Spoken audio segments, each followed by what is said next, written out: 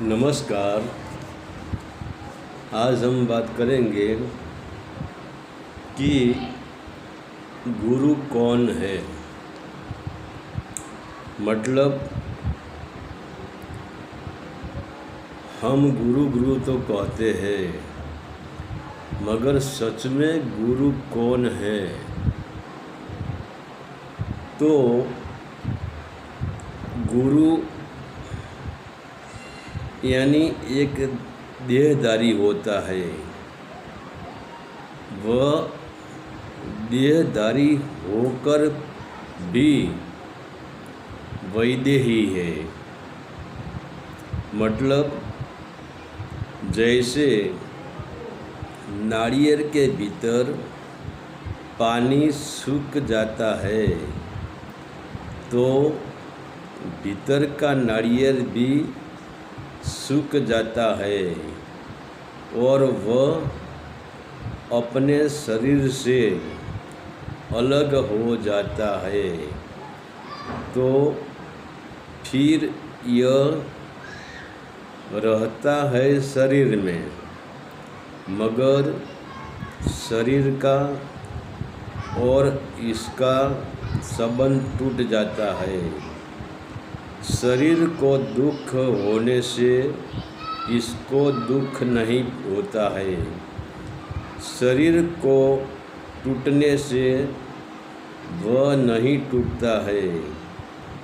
जब शरीर टूट जाता है तब भी वह पूरे पूरा रहता है, पूरे पूरा बचता है।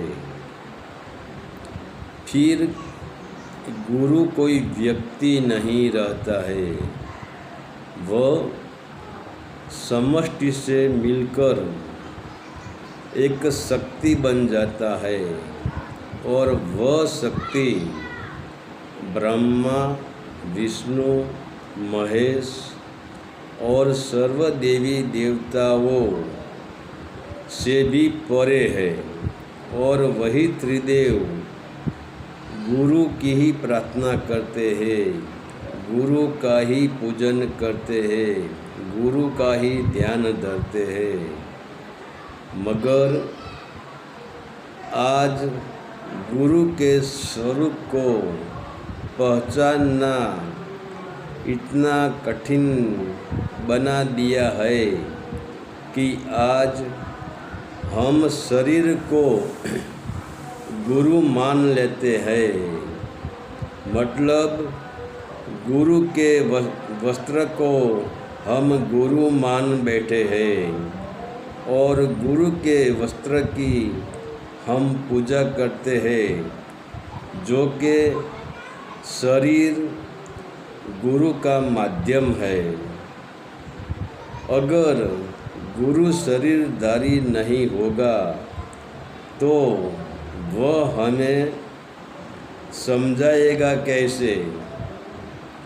तो वह हमें मंथन कराएगा कैसे?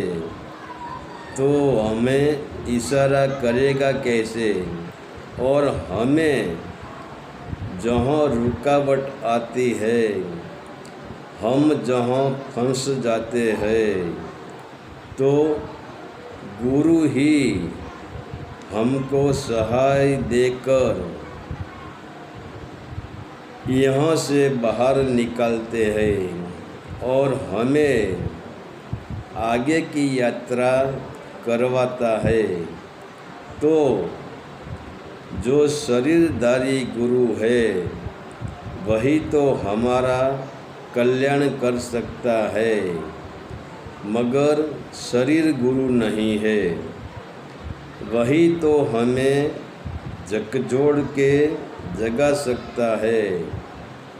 मगर आज असंख्य गुरु हो गया है, आज असंख्य संप्रदाय हो गया है और सभी गुरु अपना अपना रास्ता बनाने में लगा है, अपना अपना समाज बनाने में लगा है। वही गुरु जो संप्रदाय के दायरे में हमें बांधता है।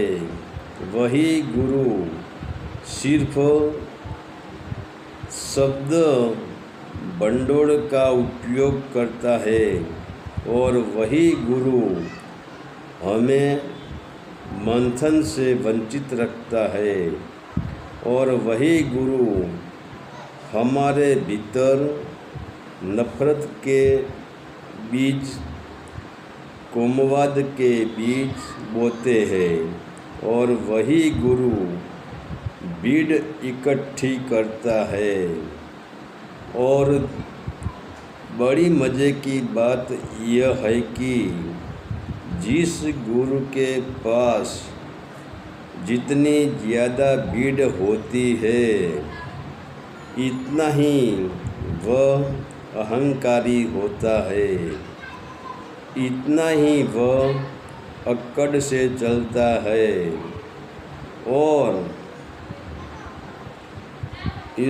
इसकी अच्छी जुबान की मीठी वाणी सुनने से सेवक को की जो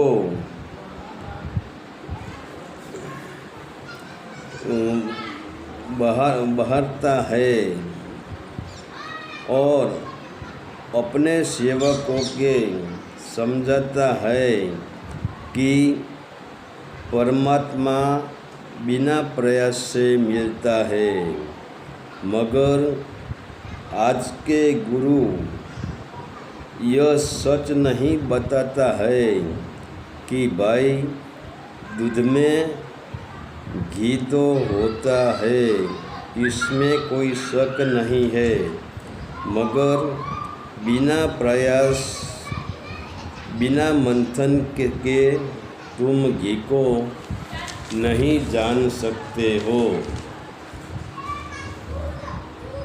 और आज के गुरु भी नहीं बताते हैं कि अगर तुम्हें तैरना है तो तालाब के पास, सरोवर के पास जाकर सरोवर के किनारे को छोड़ देना है और सरोवर के पानी में डुबकी तो लगाना ही पड़ेगी, हाथ पैर तो हिलाना ही पड़ेगा,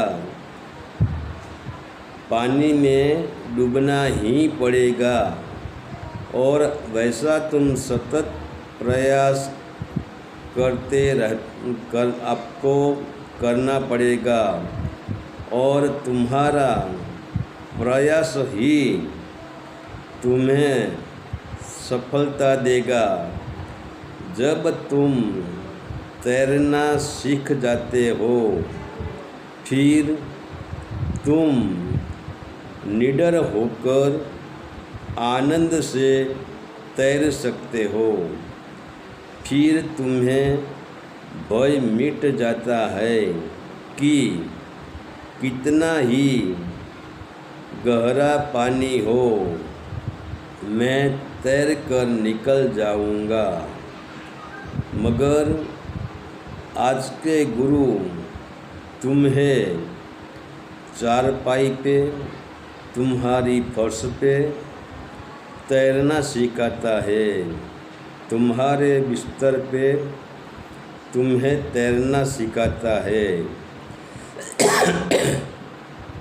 और बिस्तर पे, फर्श पे हम कैसे तैर सकते हैं, हम कैसे तैरना सीख सकते हैं?